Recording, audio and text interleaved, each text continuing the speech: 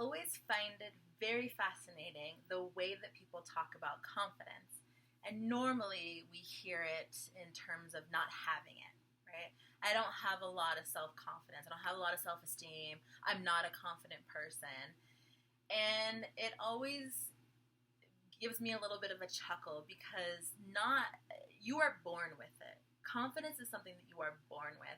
Go out onto any playground and look at any child playing and you will see they are full of confidence because they were born with it. They're out there expressing themselves. They're out there connecting with friends. They're not afraid to talk to people and they're not afraid to be who they are, whether not be loud or shy or they want to dig in the sand, right? They're doing what they want to be doing with their innate confidence. And that's us too. I realize that over the course of our lives, we have been disconnected from our confidence, from the outside influences, right? I was bullied as a kid. I definitely had self-confidence issues growing up. They used to tease me for the gap in my teeth. They used to tease me for my curly hair, which was not as purple and cool when I was a kid, obviously. For the clothes that I was wearing, and all these things, right? We all have them, right? And most of these things have been introduced to our lives when we are younger and they're more influential to our growth process. And so therefore we kind of go into adulthood believing this, like, I don't have any self-confidence because your confidence was, taken away at this time in your life. But I just want to say that you are born with it, right? And all of these things that have been influencing your life are bricks in a wall. Whether you were bullied, whether your parents didn't support you, or whether you weren't living up to family expectations, or you had a teacher that was really mean, right? All of these begin to build up to be bricks. Bricks that build up to be a wall. They become bricks, the bricks becomes the wall, and that wall separates you from the confidence that you were born with, right? So I think about this a lot now, especially now doing coaching with people on confidence specifically, right? Like, how can you give me my confidence or make me confident? And I can't. That's not what I do, right? And it brings me back to when I first started my own business, and I realized for the first time in my life that I wasn't going to have a boss, that I was going to be the boss, and that I didn't really know what that meant, right? So I'm a bookworm. I went to the bookstore, and I just started looking up, like, building a business, being a manager, management leadership, having a successful organization. And I just was like, stockpiling all these books. I need to learn how to do this. And I saw a book on the shelf, and I will never forget it. And at this point, my business had nothing to do with confidence coaching or writing or anything. It was completely different. But I saw this book, and there was a guy on the cover, and he was just like this, right? And the title of the cover, or the title of the book was, I Will Make You Confident.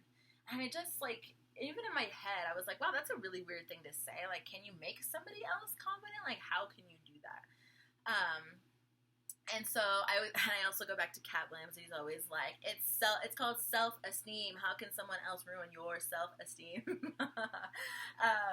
But so I'm looking through this book, and I'm flipping through it, and it made this promise on the inside cover. It promised to stop fear and desperation and to create massive amounts of confidence and self-belief instantaneously.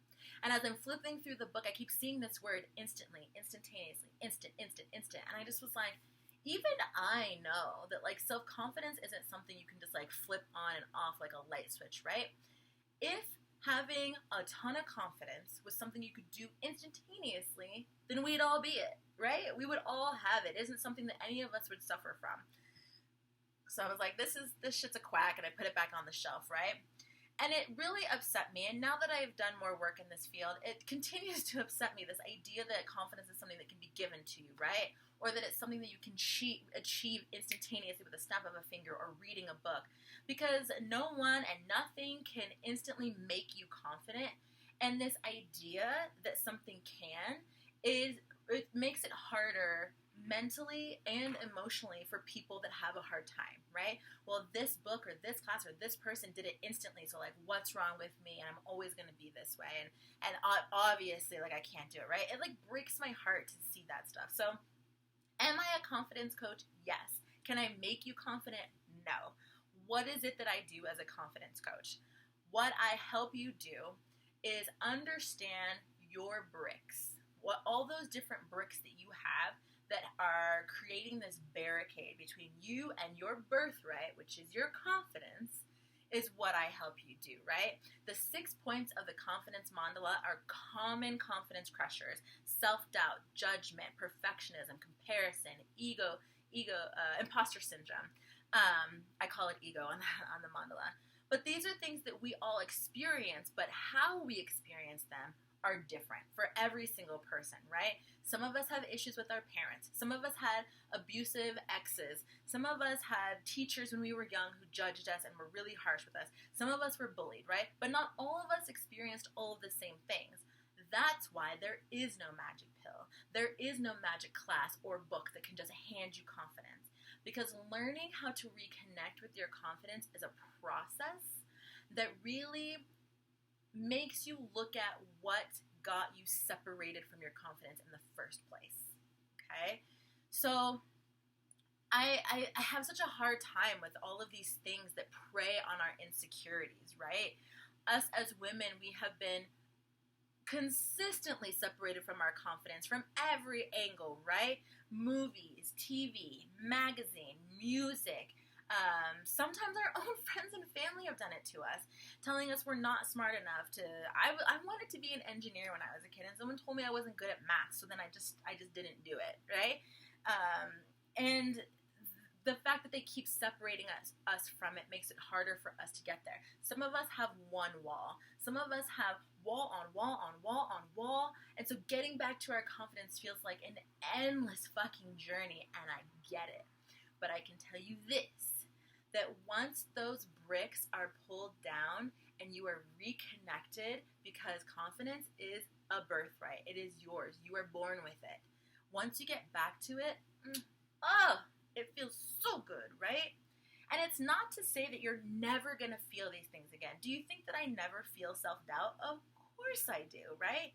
Do you think that I never have to deal with comparison? Of course I do, right? But the difference is that I don't allow it to stop me from getting back to the most confident version of Amber Rose, right? And that's what confidence coaching should be. Not a pill, not a class, not these false promises of giving you something instantaneously. Because anything that's promising you that doesn't give a shit about you. Doesn't know anything about you, and doesn't care about you at all, right? It's a ripoff. So I want you to believe, understand, trust that confidence was already yours. You still have it. There is no lack of confidence here. What you are suffering from are all of the barricades that stand in between you and something that constantly, consistently exists inside of you. So, you're having trouble reconnecting. That's where coaching can come in and help you. And I don't want you to think that it will be a quick and easy thing. It's obviously a process. And going through how it is that it affects you personally is the quickest way to get back to where your confidence lives within you. It's in there. You just got to get back to it.